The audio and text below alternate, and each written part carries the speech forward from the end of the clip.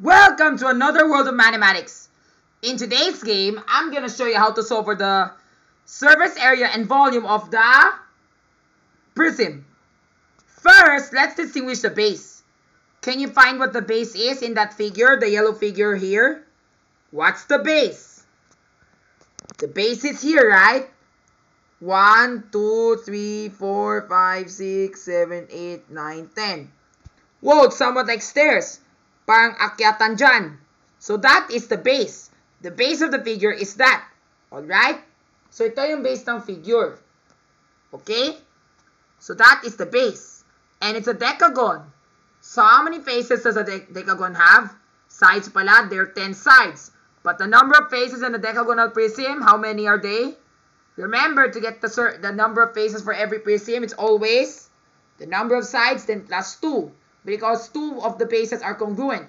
Then the rest of the other faces are rectangles that link together with the base itself. One dimension of the base. So therefore, that's 12 faces. Now to solve for the surface area. But first, let's work on this problem. It says here, there's one that the height is 50 millimeters. And it's also the same with that one here. So this is 50 millimeters. This is also 50 millimeters. And then this thing here is 8 millimeters. 8 millimeters here. And then there's equal marks here. So tatlong 8 millimeters. And it's grouped together.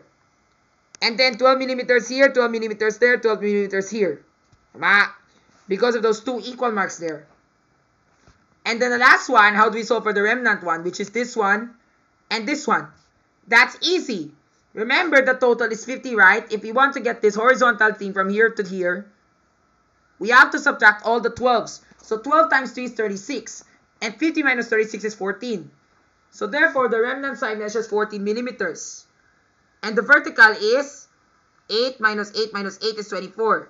So dapat ito ay 26. So now let's solve for the area. To solve for the area of the figure, mas madali lang yan. The area of the figure, it goes like this. You can part the figure into shapes, like what I did here. Do you remember I worked on a draft right over here? So this is the same exact replica of the figure. We have 50 millimeters here, and 50 millimeters here. Then we have 8 millimeters, 8 and 8, and then 12, 12, 12. So that's 8. Then the remnant must be 26, and the other one must be 14. And then, all we have to do is to solve for the area of one face. Tama? So, I parted into rectangles just like this. In vertical. So, this rectangle 1, rectangle 2, rectangle 3, and rectangle 4. It just so happens that it implies the application of solve for the area of multi-rectangles in a figure. And then all you have to do is to add them up. But don't get baffled with your measures. So, let's do this. So, the first one is 14 times 50. 50 millimeters is right here, then 14 millimeters. So 15 times 14. And that should give you 700. I'm sorry if it's not 200. It's 700 pala. 700 square millimeters. But wait, we're still not yet done. Because that's just the first rectangle. What about the others? Let's try this one naman. The second rectangle. What's the dimension? We have 12 millimeters from the horizontal. Then on the vertical, it's 8 plus 8 plus 8. So 24. So 12 times 24, it's 12 times 12. 12 squared is 144. And times 2 is 288. Yan. So that's the area of the second rectangle. Then for the third one, it's what's the size? 12. Then 8 plus 8, 16. So this is 12 again, and this is 8 plus 8. Add the dimension. Don't get baffled. So 12 times 16 is 192. Just what I said there. Then the last one is 12 times 8, which gives you 96. Then all we have to do is to sum them all up. Ang ginawa ko dito ay yung solution. So, di ba, remember ito yung ginawa ko. So, I did 14 times 50 here to give you 700. Then 12 times 24 to give you 288. 12 times 16 to give you 192. And then 12 times 8 to give you 96. Then I summed everything here. I typed sum and then got the entire box. Yun nga. So, our answer is 1,276 square millimeters. Yun ang area. There's another way on how you can get the area of this figure if you were to part the sides horizontally. Like, for example, if you were to do it horizontally, this would be 50 times 8. So, 50 times 8 is 400, di ba? That's the first rectangle. Then the second rectangle, this would be 14 plus 12 plus 12 because we are going to have to exclude this one rectangle. So that's 38. 38 times 8. 38 times 8 is 304. Just what I put here. Then the third one is this rectangle here. 26. Disregard the two 12s. 26 times 8. And that's 13 times 16 to give you 208.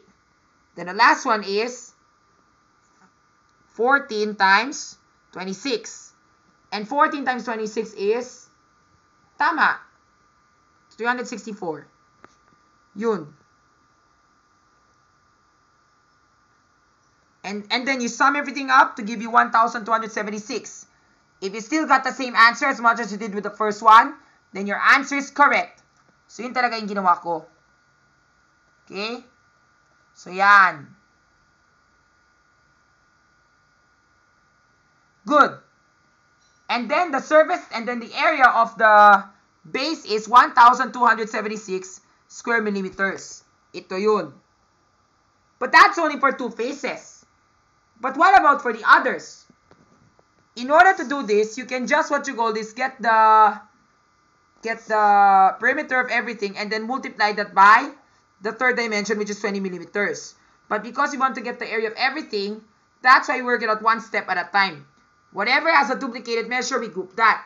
Like for example, in face number 1, we have this one. We use the 50 centimeters first. The 50 millimeters. So 50 times 20, ito yun. Diba, remember ito yung solution sheet ko, diba?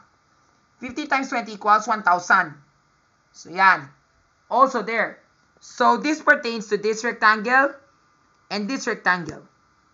Next. The next one is 240. How did I get 240?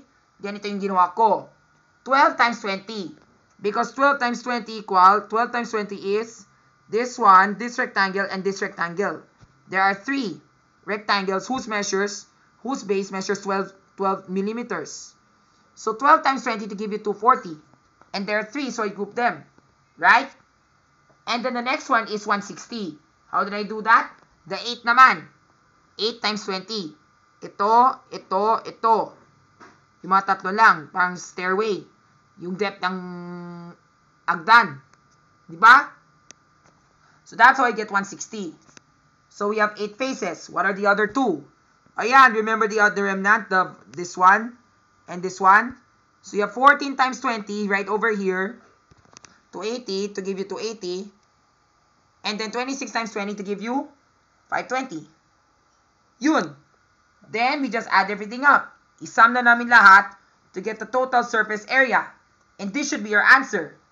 Your answer should be 6,552 square millimeters.